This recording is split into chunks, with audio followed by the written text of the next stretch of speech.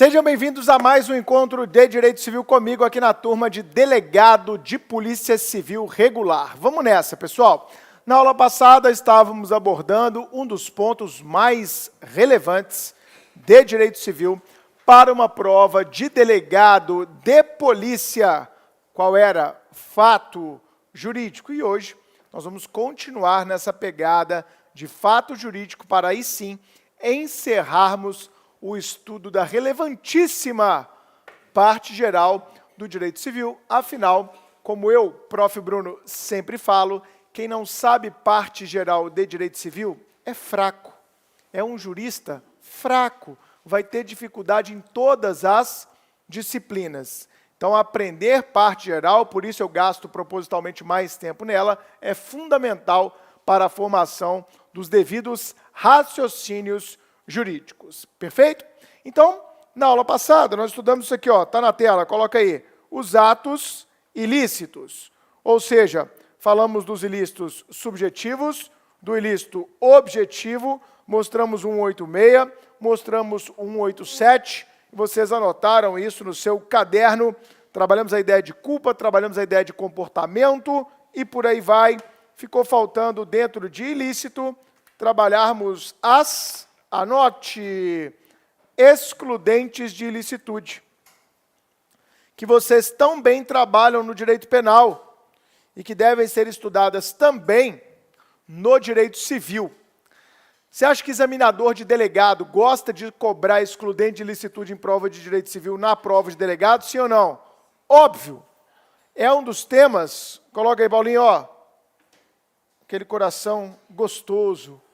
É um dos temas que mais cai. Fechou? Vou repetir. É um dos temas que mais cai em prova de delegado. Vira e mexe, tem uma questãozinha de excludente de ilicitude. E por que o examinador civilista faz isso? Hein, gente? Ele faz isso porque você, normalmente, não estuda isso em direito civil. Você só estuda isso em penal. E muita coisa que você trouxer do penal, você acerta. Mas algumas coisas, se você trouxer do penal, você erra. E examinador de direito civil sabe disso. Então ele coloca na sua prova para quê? Para te ferrar, meu irmão. Então ainda bem que você veio na aula de hoje, porque você vai ter todos os alertas necessários para o estudo das excludentes de ilicitude no direito civil. Elas estão resumidas nesse artigo que está na tela. Você já anotou no caderno, não é isso? Artigo 188. Vamos prestar bastante atenção. O Código Civil, nesse artigo, vai trabalhar 3 excludentes de ilicitude. A primeira delas é a legítima defesa. A segunda é o exercício regular de um direito. E a terceira delas é o estado de necessidade. Estas são as 3 excludentes de ilicitude expressamente previstas no nosso Código Civil. Essas 2 primeiras estão resumidas no 188, inciso 1. Esta última é aquela que figura no 188, no seu inciso 2. Tá joia? 3 resumidas em 2 incisos. Perfeito? Vamos começar pela legítima defesa. Olha só, na legítima defesa, eu quero lhes passar uma tranquilidade. Você pode trazer o seu conhecimento de direito penal para o direito civil, que nós não teremos qualquer prejuízo, qualquer mudança. Então, quando é que alguém age em legítima defesa no direito civil, excluindo-se a ilicitude deste comportamento? Vamos lá, o que eu tenho que ter primeiro? Ai, futuros delegados. Vamos lá. Fala. Uma agressão injusta, né, gente? Porque se a agressão for justa, não cabe legítima Defesa, eu vou prender alguém, eu sou policial, o cara está em flagrante delito, eu tiro minha arma e falo, deita, deita, deita, aí ele vai, agacha, na hora que eu vou algemar, ele reage. Aí depois ele alega, não, eu estava em legítima defesa contra a autoridade policial. O que você fala? Você está louco, filho? A agressão da autoridade policial não era o quê? Injusta. Então não vai caber o quê? A alegação de legítima defesa. Faz sentido um exemplo desse para uma prova de delegado? Óbvio. Então, primeiro, a agressão que o sujeito está sofrendo ou em vias de sofrer tem que ser uma agressão injusta, injustificada. Além disso, ela tem que ser iminente. O que é iminente? Que está acontecendo ou prestes a acontecer, como eu acabei de narrar. O que mais? Atual e iminente, né? Beleza, pode colocar aqui então, atual ou iminente. O que mais? Vamos, penalistas. Eu amo penal. Vai, chegou a hora de amar. Agora eu não quero amar mais. Né? E aí, gente, vai? Ah, claro. Uma agressão que provoque uma reação moderada para não ter excesso de legítima defesa, não é isso que vocês falaram? É verdade, eu falei. Uma reação moderada, utilizando dos meios que estiverem à disposição, meios esses que devem ser o quê? Proporcionais. Não são esses os requisitos que você aprende, gente? Tem que ser uma agressão real. Porque se for uma agressão meramente putativa, a gente vai entrar no âmbito da legítima defesa putativa. Então, o que os civilistas fazem aqui? Eles bebem na fonte do direito penal. Perfeito? Então, os requisitos da legítima defesa no cível são similares aos requisitos no penal. Agora, vamos pensar nas consequências. Fazendo esse paralelismo aí. No penal, se você praticou o ato ou o fato tido como ilícito, o fato tido como típico, mas ele não configura um ilícito porque você agiu em legítima defesa, qual é a consequência? Não há crime, gente. Tá? Teoria do crime. Fato típico, ilícito e culpável. Se você praticou o fato típico, a conduta descrita na norma penal, provocando o resultado lá previsto, que é a violação de bens jurídicos, os objetos jurídicos mais importantes da vida em coletividade, aquela ladainha toda do penal, quando você analisa o primeiro degrau, comparando o segundo e perguntando se aquela conduta foi praticada sob o manto de uma excludente de licitude, você chegar à conclusão que foi, como a legítima defesa, o que aconteceu? Isabela? O que aconteceu? Não há crime. Então vai haver reprimenda penal? Vai ou não? Não. E no direito civil? Vamos, gente. Ô, Paulinha, você estava saindo do Supremo, passou um moleque aqui noiado e foi roubar a sua bolsa, não foi isso? Aí você, como marombeira que é, deu um soco na boca dele e derrubou o menino, ele ficou lá desfalecido, esperando o SAMU chegar. Não foi assim que aconteceu aquele dia? Foi. Então eu pergunto para vocês não sabiam disso? Fato verídico. Então olha para cá. A galera ficou antenada, tá vendo? Você tem que mexer com o aluno. Então, olha isso, Paulinha, você deu um soco na cara dele. Você praticou algum ilícito penal? Ele está tentando roubar sua bolsa, você deu um soco, ele caiu. Você praticou algum crime? Ô, gente, a pergunta para você que é delegado. A Paula reagindo com seu punho, que era o meio que ela tinha à disposição, ela revidou uma injusta agressão de alguém que tentava roubar a bolsa dela. E aí, gente? Ela praticou crime? Não. Ela vai sofrer sanção penal? Não. O fato que ela praticou é típico? Sim. E teoria do crime. Eu que vou sair daqui hoje puxando a orelha de professor. Né? Olha para cá. Não há o quê? Crime. Agora, e do ponto de vista do direito civil? Não há o quê?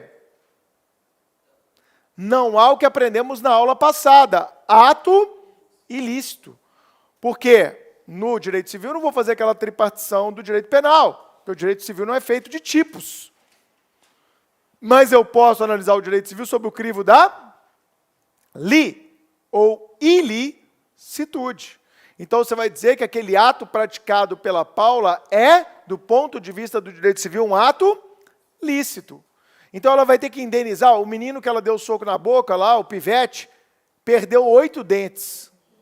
8 dentes, é verdade isso. É verdade esse bilhete. Eu pergunto para vocês, ela vai ter que pagar a reparação, dentista, para esse menino ou não? Sim ou não, gente? Não, então o ato é lícito e, consequentemente, não vai gerar a consequência cível, ou seja, o dever de reparação dos danos. Ficou tranquilo, então? Show de bola. Exercício regular de um direito. Vamos lá. Quando é que eu vou falar de um exercício que é regular? Essa análise pode ser feita em abstrato? Não. Essa análise sempre vai ter que ser feita de acordo com o caso concreto e lógico. Eu vou analisar comportamentos do titular de um direito subjetivo. O que a gente analisa aqui é como foi, como se deu o comportamento do titular de um direito subjetivo. Ok? Então vamos lá. Eu sou credor da Amanda, que está ali, não é isso, Amanda? Trocou de lugar, não pode, Amanda. A gente decora nome com o lugar que você está. Amanda, que trocou de lugar. Eu sou seu credor, Amanda. Você não me pagou na data correta. Eu posso lhe notificar a respeito da sua mora, a respeito do atraso nesse pagamento? Posso ou não posso? Ela pode achar que isso é uma conduta abusiva da minha parte e cobrar uma indenização?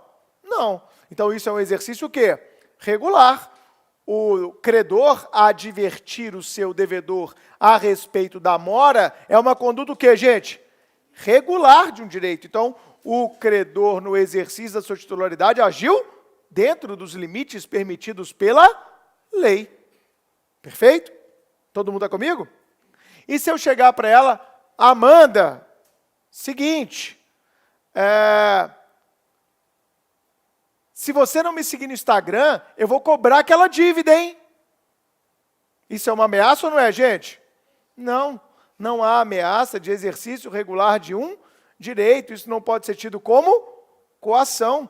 Então, quando eu ameaço o exercício de um direito que eu já tenho, olele, isso não é qualquer tipo de coação. Todo mundo entendeu isso? Perfeito? Isso não pode ser tido como um exercício irregular de um direito. Ok? Se eu chegar assim, ô Paulinha, você é minha herdeira, minha filha, não é isso? Ô Paulinha, se você atentar contra a minha vida, de alguma maneira, ou me difamar, me caluniar, me injuriar, eu vou lhe retirar do meu testamento. Isso é algo indevido ou a lei mesmo já permite isso, gente? A lei já permite isso. Ainda que eu não faça, o outro herdeiro pode contestar se eu morrer e ela fizer isso, não é assim? Ou seja, gravem. Você tem que se perguntar para saber exercício regular do direito se aquele direito já existiu ou não, independentemente de qualquer ato. Ele pode fazer isso? Pode. Tem algum problema? Não. Agora, vamos lá. O sujeito está me devendo. E aí, ô Amanda, você está me devendo, você é minha devedora. A gente é vizinho. Eu coloco uma faixa na frente do meu prédio. Amanda, paga logo, sua caloteira. Será que eu abusei ou não do meu direito? Hein, gente? Abusei. Ou seja, aquele exercício não foi regular. Então, você acabou de aprender uma dualidade existente no direito civil. Quando o exercício não é regular, ele vai ser considerado um ilícito no campo do abuso do direito. Entenderam a ideia?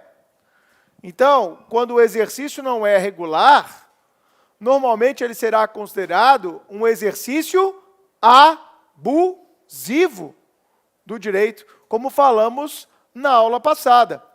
Vamos usar dois dos melhores exemplos do STJ para a prova de delegado de polícia. Muita pertinência temática, tá bom? Olha para cá. Eu vou trazer para vocês dois exemplos do STJ, que exatamente analisaram se a conduta é lícita, porque foi exercício regular de um direito, ou se a conduta foi ilícita pela abusividade da titularidade de um direito. Todo mundo está comigo? Hoje o tema da moda, liberdade de expressão.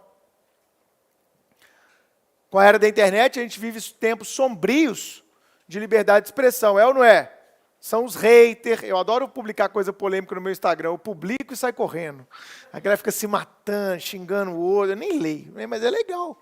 Eu gosto desse, né? Você joga a bomba, bum, uá, sai correndo. É muito legal isso. Vocês não acham legal? Eu acho legal.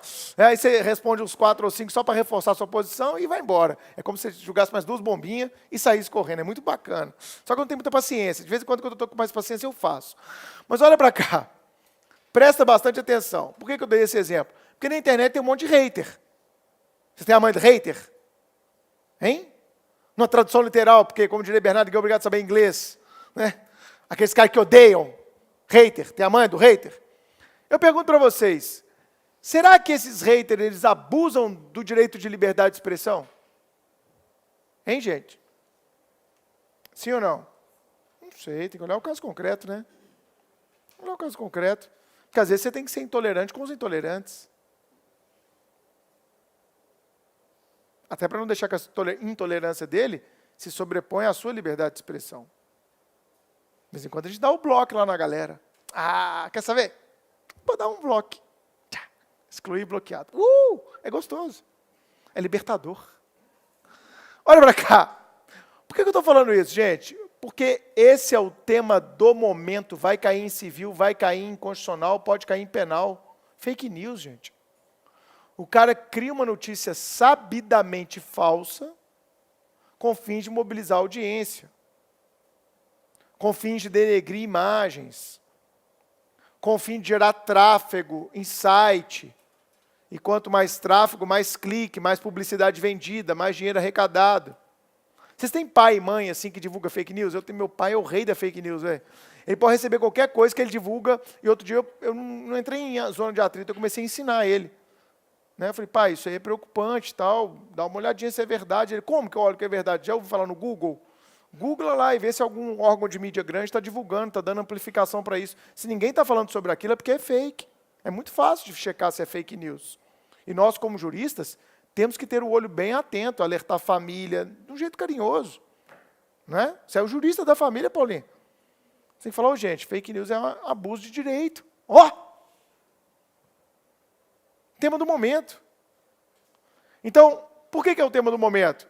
Se eu tenho um jornalista, olha para cá, gente, que faz uma reportagem dizendo assim, por exemplo, o presidente Jair Bolsonaro coleciona inimigos a partir do momento em que dá suas opiniões em momentos inoportunos.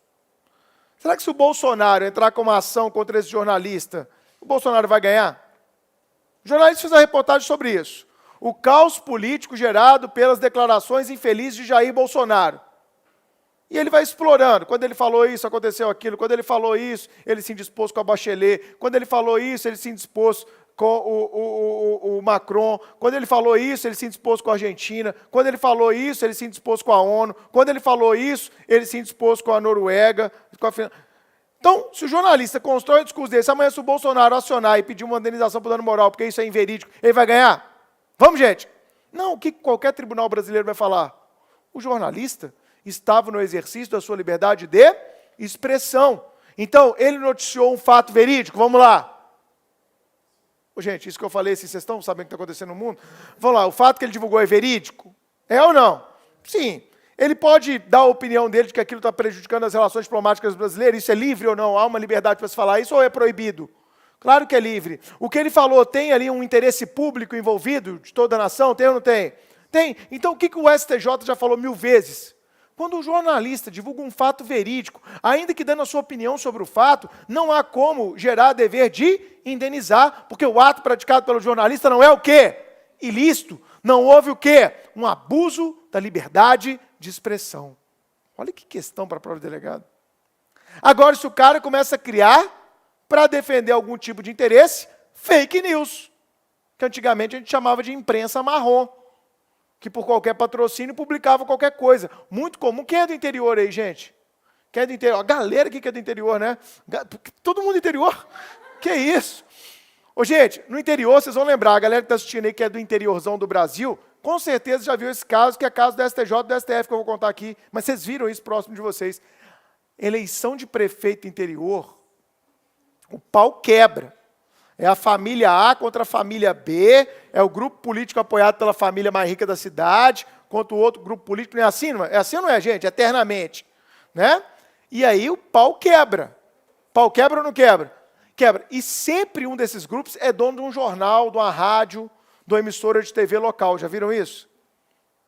Vocês nunca viram isso, gente? Às vezes um grupo político é dono, cheio da grana, é dono da rádio lá do local. E aí, o que é muito comum na véspera da eleição? Sempre foi, gente. Antes de ter essa expressão fake news, já tinha isso, né? Eu lembro que em 2004, eu fui delegado de Polícia Federal já. Eu trabalhei na eleição no município de Umuarama, lá no interior do Rio de Janeiro, região dos Lagos, né? Que Umuarama é no Paraná. Araruama, lá na região dos Lagos, ali próximo a Cabo Frio, no caminho de Cabo Frio, ali, Búzios, a galera de Minas conhece esse caminho como a palma da mão. Ô, gente, era só fake news o tempo inteiro de um grupo político contra outro, e você ficava como delegado recebendo aquelas notícias e falando, pô, eu instauro aqui, não instauro, o que é verdade, o que é mentira, eu mobilizo para lá, está tendo transporte clandestino, está tendo pagamento. Isso aí, fake news, já existiu desde sempre. Então, se sabidamente se planta uma mentira contra um adversário político, por exemplo, o STJ já falou que esse tipo de divulgação na mídia não é liberdade de expressão, é abuso do direito de liberdade de expressão e, consequentemente, devemos ter o direito de indenização, de resposta, claro, muito bem pensado, mas, sobremaneira, o direito à indenização. Tem um caso muito legal da STJ, que é assim, ó, um vereador perdeu no interior para o outro por 8 votos de diferença. Interior, 8 votos. Tá? E ele provou que ele só perdeu essa eleição, que ele era o líder de todas as pesquisas, e ele perdeu a cadeira na Câmara Municipal porque um outro adversário político dele falou na rádio, 3 dias antes da eleição, um monte de barbaridade a respeito dele. Ele ganhou indenização no STJ pela perda de uma chance do exercício do mandato. Olha que fantástico. Aquele ilícito tirou dele a chance de se eleger. Então, teve uma perda de uma chance de exercício do mandato, com nexo de causalidade atrelado àquela reportagem divulgada, aquele comentário feito 3 dias antes da eleição na rádio local. O Fernando Collor de Mello, já ouviram falar nele, né? O Collor. Né?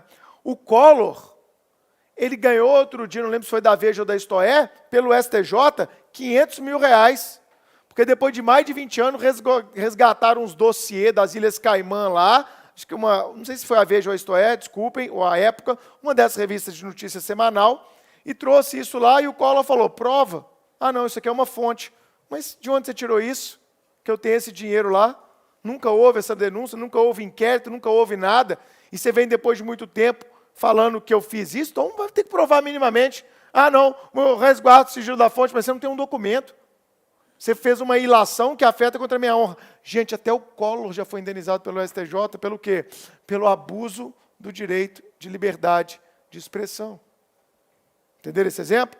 Então, liberdade de expressão é um tema do momento para você analisar exercício regular ou exercício abusivo. Então, eu falei de interesse público, eu falei de veracidade, são sempre critérios que fazem com que essa ponderação ocorra no caso concreto. Fechado? Outro tema da ordem do dia para a prova de delegado. Levar notícia crime à autoridade policial. Tá bom? Levar notícia crime à autoridade policial. Como é que se chama mesmo? É Débora. Ô, Débora, você tem um vizinho que você acha ele um pouco estranho. Você olha para ele, você lembra de Lombroso na criminologia. Esse cara é bandido, velho. Tem cara de bandido, jeito de bandido, comportamento de bandido, boné de bandido, correio de bandido, tudo de bandido. Esse cara é bandido. Isso anda de carrão, né? Esse cara é bandido. Você já tem esse tirocínio policial? Tem que ter. O cara que estuda para delegado tem que andar na rua, é bandido, vagabundo, aquele dali. Aquele dali, quando eu for delegado, certamente instaurarei o inquérito. Você tem que ter, mas não é sair falando, é pensamento, isso não é preconceito. É só pensar, vagabundo.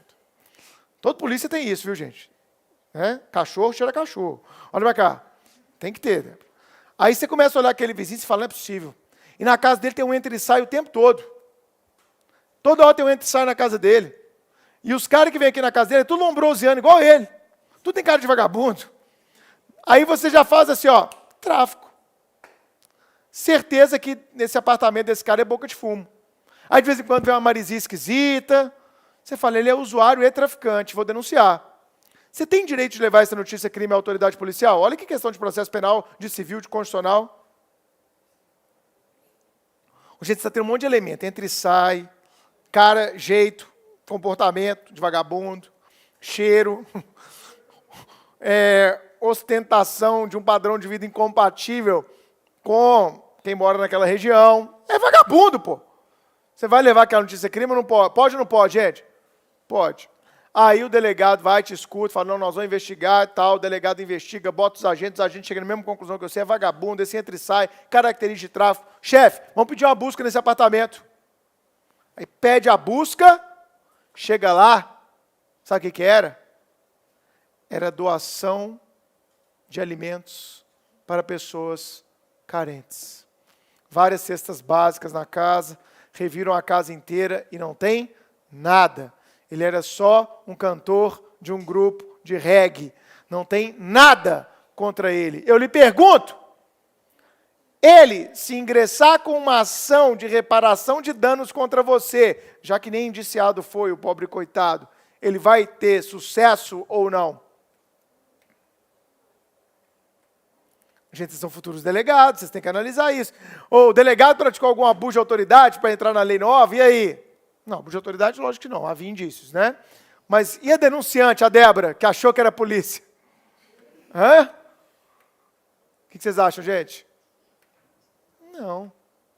O que o STJ já falou? O denunciante, se tinha elementos de convicção razoáveis para realizar a denúncia, ou seja, a condução da notícia crime à autoridade policial, ele não pode ser condenado à reparação do dano, ainda que provado depois que o noticiado, o denunciado, era inocente. Eu disse se havia fundamentos para aquela notícia crime. Tá bom? Porque vocês vão ser delegados, não é isso? Amém? 4 pessoas falaram amém, as outras ficaram de cabeça baixa e ainda estão na dúvida se querem a profissão. Ô, gente, olha para cá, você que está em casa aí. Vai ser muito comum na sua delegacia, pode anotar, vocês vão lembrar de prof. Bruno, chegar gente querendo criar notícia crime contra inimigo. Tá? Muito comum, né? Quem é policial sabe. Você vê que é uma inimizade e o cara está querendo colocar o inimigo para ser investigado pela polícia. Tá? Normalmente, na notícia crime, vai vir tráfico. Deve ser traficante, porque é uma gravidade, né, que coloca e tal, transforma o usuário em traficante, é muito comum esse tipo de coisa. Vocês vão ter que ter o poder de triar essas informações. Tá joia? Sabe uma situação que é muito comum isso? Ex-mulher. Sério. Eu já recebi umas 4 ou 5 notícias crime de ex-mulher contra companheiro, narrando, e você fala assim, pô, ela conhecia toda a rotina do cara, né? Aí narra o comportamento todo criminoso, você dá uma credibilidade, afinal de contas ela desfrutou da intimidade daquele vagabundo. Das 5 que eu recebi, 3 eram falsas. Nada daquilo que ela falou se confirmou, ou seja, era mágoa. Para fazer trabalho de polícia judiciária, você tem que ter conhecimento um pouquinho de psicologia. Tem que ter, gente. Psicologia nos comanda o tempo todo. Tá? Então, vamos supor, olha que pergunta de prova, de direito civil, em concurso de delegado. Uma ex-mulher magoada com os atos de traição de seu ex-companheiro, formula notícia crime sabidamente falsa, com a finalidade que ele venha a sofrer a persecução penal. Neste caso, ela vai ser condenada a pagar uma indenização na seara civil? Sim ou não, gente? Sim. Sim. Ela vai ser condenada porque aí não houve o quê? Liberdade de levar uma notícia crime. Houve o quê? Abuso do direito de noticiar. Perfeito? Se eu proponho uma demanda que eu sei desde o início que ela é temerária, que ela não tem por que prosperar, porque eu só quero fazer outra parte sofrer o ônus do processo, que é um ônus hoje muito debatido em doutrina. O que o STJ já falou? Abuso do direito de demandar. Olha que legal. Então eu estou falando abuso do direito de demandar, abuso do direito de noticiar, abuso da liberdade de expressão. Quando não é regular, é porque é abusivo. Se for regular, não há ilícito. Logo, não há dever de indenizar. Se for abusivo, é ato ilícito. E, consequentemente, haverá o dever de indenizar. Falei excelentes questões para a prova de delegado aqui, faz o corte. Continuando. Agora eu quero muita atenção de você para a gente entrar na terceira excludente de ilicitude que está prevista no Código Civil. O estado de necessidade. Anote no caderno. Estado de necessidade. Vamos lá.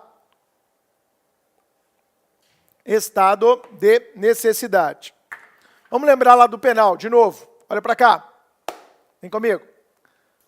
O estado de necessidade do penal ele pode ser justificante ou exculpante. Essas classificações aqui no civil não são relevantes. Fechou? Então, quando é que eu vou ter uma atitude em estado de necessidade? Muito fácil, gente. Quando o sujeito opta, é uma opção, opta por sacrificar um bem de menor valor para salvaguardar outro bem mais relevante. Lembraram disso? Repetindo, quando o sujeito opta por violar, lesar um bem de menor valor para salvaguardar, proteger, preservar outro bem mais relevante, outro bem mais valioso, nós vamos dizer que aquela pessoa agiu em estado de necessidade. Fechou? Exemplo clássico de aula de estado de necessidade. Você está andando com seu carro na rua, uma criança solta das mãos do pai, atravessa de repente na frente do seu carro, para você não atropelar aquela criança, visando salvaguardar a vida e a integridade dela, você desvia seu veículo e, colide no veículo que estava estacionado junto à calçada. Não é um caso clássico de estado de necessidade? Então eu pergunto, eu provoquei um dano no carro alheio? Hein, gente? Então há dano ou não há? Ah, eu quis causar aquele dano? Quis ou não, gente? Na verdade, eu quis salvar a vida da criança e aquele dano foi uma consequência. Então, o meu querer não é, para usar a expressão do penal, finalisticamente dirigido para o dano ao veículo. O meu querer é finalisticamente dirigido para salvaguardar a vida da criança. Então, é o estado de necessidade clássico aqui. Perfeito? Tudo bem? No direito penal, eu pratiquei crime de dano? Nessa situação narrada? Claro que não. Óbvio que eu não pratiquei crime de dano. Ok? Você pode ter duas saídas. Ou entender que aquele comportamento foi culposo, né? Ou entender que houve comportamento doloso, de causar o dano ao carro, mas esse comportamento doloso não vai resistir ao exame da ilicitude, porque você vai falar que houve uma exclusão da ilicitude. Esse é o caminho mais normal de você defender essa questão no direito penal. Todo mundo está comigo? Momento não pisca, olha para cá. Aqui reside uma distinção profunda do direito civil para o direito penal, que já caiu em pelo menos 3 concursos de delegado. E os meus alunos acertaram. Preste atenção, o momento não pisca, olha para cá. Pessoal, nesta situação narrada, eu, que desviei o meu carro para não matar a criança, terei, sim, que pagar uma indenização ao dono do veículo que estava estacionado. Ô Bruno, mas o seu ato não é ilícito, o seu ato é lícito. Você agiu em estado de necessidade, sob o manto de uma excludente de ilicitude. Sim, pessoal, eu sei disso. Mas o nosso legislador civilista, ele está pensando em quem? É no autor?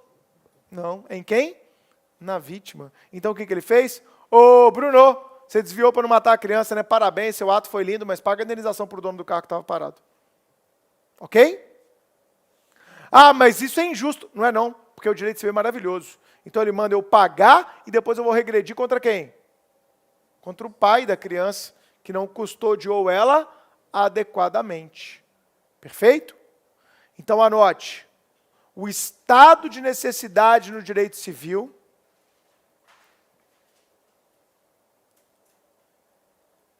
pode gerar dever de reparação dos danos.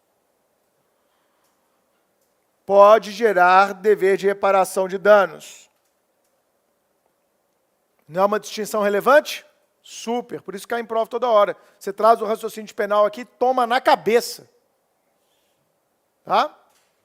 É uma distinção super relevante. Ok? Ah, eu não concordo muito não. Então muda a lei. Porque isso é o que está no artigo 929 do Código Civil. Dever de reparar o dano causado, ainda que esse dano seja oriundo de uma conduta em estado de necessidade. Ah, Bruno, mas aí depois eu tenho um regresso contra o pai da criança nesse seu exemplo, né? Sim. Onde está o regresso? 930. Artigos de conjugação obrigatória na aula de Prof. Bruno. 1882 com 929 e 930. Como é que pode vir, Amanda, uma questão bem formulada a respeito desse ponto da matéria? Vou te ensinar agora. O ato lícito, excepcionalmente, pode gerar dever de reparação de dano. Certo ou errado? O ato lícito, lícito, ele pode, excepcionalmente, gerar dever de reparação de danos. O examinador está te perguntando o quê? Você conhece as regras a respeito do estado de necessidade? Então, a resposta é certo. Então, conclusão. Anote essa conclusão, porque pode vir em prova como já veio. Conclusão, 2 pontos. Excepcionalmente, conclusão. Excepcionalmente, o ato lícito pode ensejar dever de reparação de danos. O ato lícito pode ensejar dever de reparação de danos. Fechado? Estamos falando, lógico, do caso do estado de necessidade. Agora eu vou abordar uma questão que caiu em delegado Goiás, na prova de 2017, aquela que foi, infelizmente, invalidada em virtude de fraude constatada na banca CESP-UNB. Não sei se alguém fez aquela prova de fevereiro de 2017. O time Supremo lá estava em mais um hora H. Inclusive, fomos na porta da prova dar também aquele gostoso abraço da aprovação. Olha para cá. A questão que caiu na prova de delegado de Polícia Civil de Goiás e que é super interessante sobre esse ponto da matéria é a seguinte. O direito civil só trouxe esses 3. O direito penal nos aponta quantas excludentes de licitude? Quantas? 5. Né? Além dessas 3, ele vai trabalhar também o quê? O estrito. Ah, quando você fala fica tão fácil.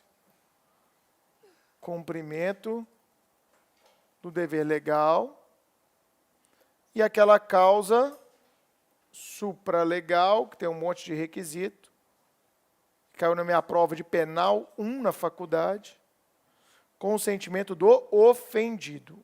Todo mundo lembra disso? A pergunta é, o Código Civil previu? Ei, tudo bem? Como é que vocês estão? Código Civil, é nós aqui? Não! Não trouxe a previsão. Então, a pergunta de prova, que foi a que caiu em Goiás, é: estas excludentes, muito trabalhadas, e o estrito cumprimento do dever legal até previsto no Código Penal, elas podem ser aplicadas no direito civil? Olha que pergunta boa para a prova. Sim ou não? Exemplo do estrito cumprimento do dever legal da prova de delegado Goiás. Foi esse aqui, ó. um bombeiro causou danos a uma residência, invadindo aquela residência para salvar uma criança que estava no imóvel vizinho. Perfeito? Aí perguntava se o bombeiro e o Estado responderiam pelos danos causados à casa daquele morador. Entenderam a ideia? Se o morador tinha direito de regresso contra os bombeiros, que arrombaram a sua... Você chega lá na sua casa, o que aconteceu? Minha casa está toda arrombada. Ah, foram os bombeiros, mas por que eles fizeram isso? Porque teve um incêndio aqui do lado, eles precisavam salvar uma criança, eles arrombaram e invadiram a sua casa. E aí, gente? O ato praticado pelo bombeiro de arrombar a sua casa foi ilícito? Não. É estrito cumprimento do dever legal clássico também. Então, penalmente, ele vai responder pelo delito de dano ou de invasão de domicílio? Claro que não. Penalmente, ele não vai responder. Sabemos, o Código Penal prevê isso. Agora, o Código Civil não previu. Então, ele vai responder pelos danos ou não? Resposta, não. Nós podemos ir aplicar excepcionalmente o estrito cumprimento do dever legal na seara civil. A doutrina prevê isso. Foi uma pergunta doutrinária na prova de primeira fase. Eu adorei essa questão. E eu adorei mais ainda quando teve professor da concorrência que deu o gabarito errado. Eu comecei a rir. E o cara era meu amigo, eu não sabia se eu mandava uma mensagem ou deixava se fuder sozinho. Eu fiquei num dilema moral, mas deixei se fuder sozinho. Ô, gente, é sério. E eu vi que ele estava errando, eu sabia o motivo que ele estava errando. Sabe por quê? Porque quando a galera vê isso numa prova de civil, a galera vem para a lógica do estado de necessidade. E esquece que a doutrina prevê, sim, a aplicação do estrito cumprimento do dever legal. Se fosse um particular arrombando, seria estado de necessidade. Mas como foi um bombeiro, no estrito cumprimento da sua função de bombeiro, era o quê? Estrito cumprimento de um dever legal. Ele tinha um dever legal de, claro, não colocando a sua vida em risco, salvar aquela criança. O particular, ele só teria o quê? A responsabilização por uma eventual omissão, se fosse possível para tanto. É diferente neste caso. Então, na hora que o examinador colocou um bombeiro, eu falei, nossa, na maldade. Eu já comecei a ler a questão, falei, quer ver? Quer ver que vai falar de estado de necessidade? CREL, estrito cumprimento do dever legal. E aí, esse professor de outro curso, ele deu o seguinte gabarito. Vai ter que responder em virtude de 929, 930, porque ele trabalhou a hipótese como estado de necessidade, quando, na verdade, é estrito cumprimento do dever legal. Então, como não há regra específica para o estrito cumprimento do dever legal, como é que você vai aplicar essa regra analogicamente se ela foi construída para um caso específico, que é o do estado de necessidade? Perfeito? Então, repetindo, porque eu gosto de cadernos bonitos, porque os alunos lembram com carinho da sua pessoa e você recebe energia positiva onde quer que você esteja. Não é assim? Então, Mateus, né? Anota aí, Mateusão. A doutrina civilista admite a aplicação do estrito cumprimento do dever legal na seara civil. Ponto. Neste caso, o tratamento, anota aí, Débora, nesse caso, o tratamento não será o mesmo do estado de necessidade. Notou? Show de bola. Nesse caso, o tratamento não será, anota aí, Gil, para de rir, não será o mesmo do estado de necessidade. Então, uma questão, repito, doutrinária. Fechou? Show de bola. Agora, consentimento do ofendido. Bom, no direito penal, uma das primeiras coisas que se aprende sobre consentimento do ofendido é que, excepcionalmente, ele pode ser tido como uma causa supralegal de exclusão da ilicitude, desde que, qual é o primeiro requisito? Que haja consentimento da pessoa que é titular do direito, é lógico. O segundo, desde que se trate de direitos...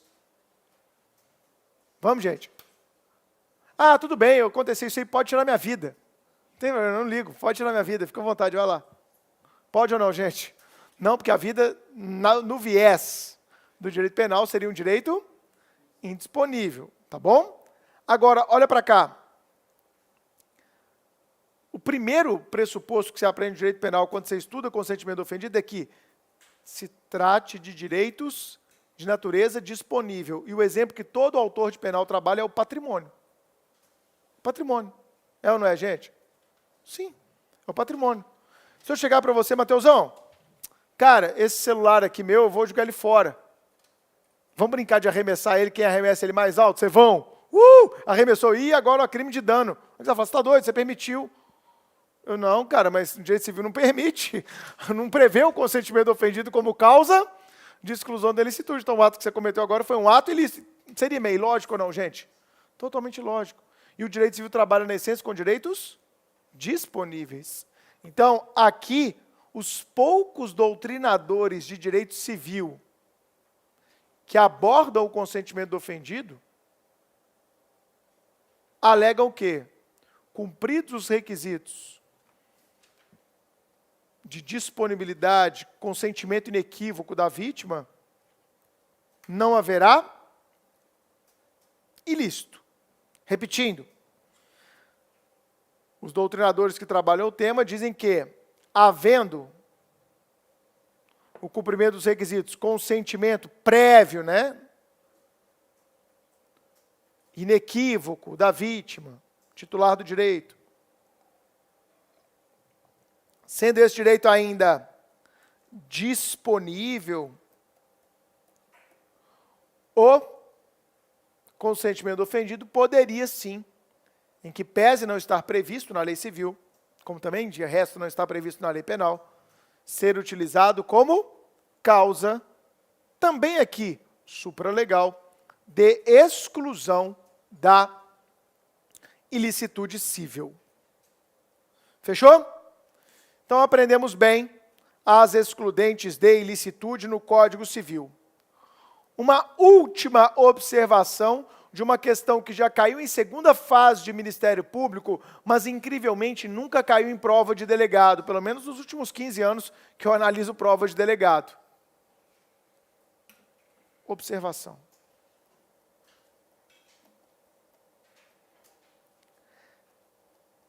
E a legítima defesa putativa?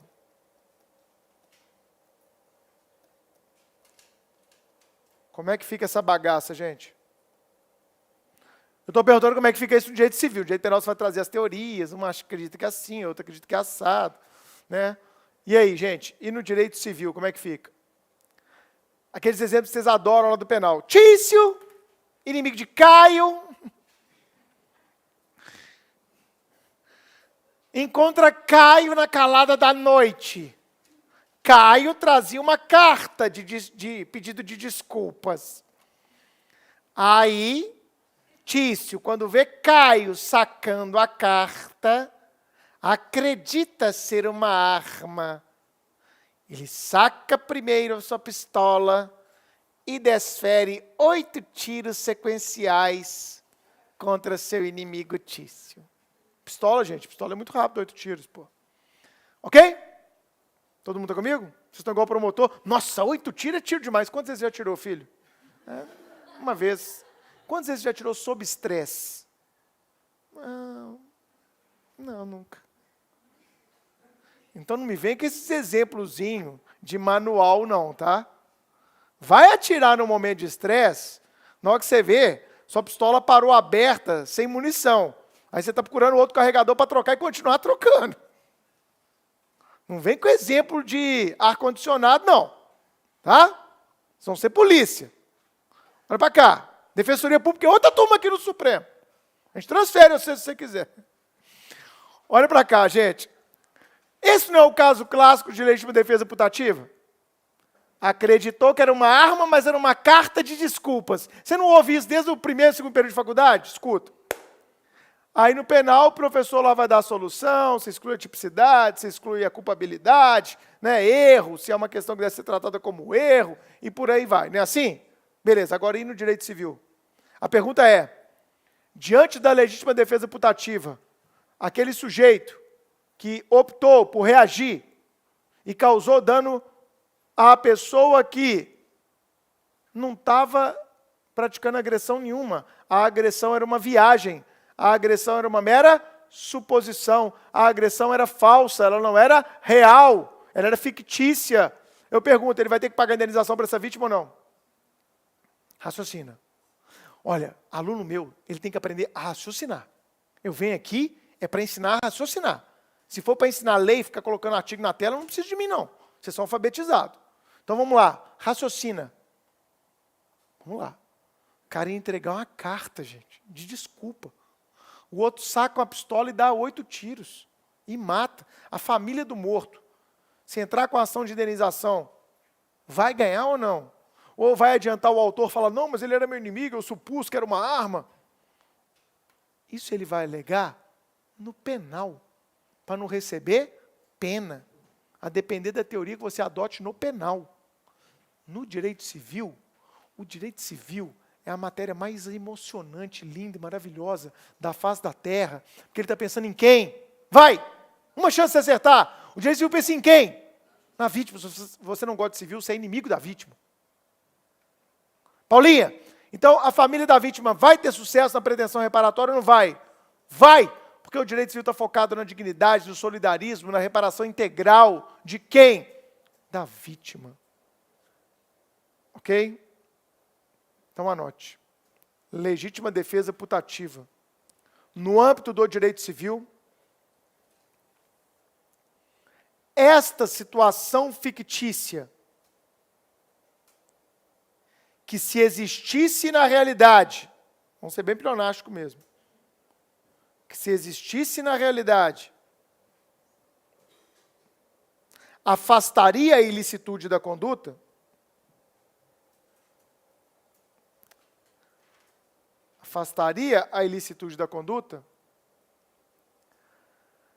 não será capaz de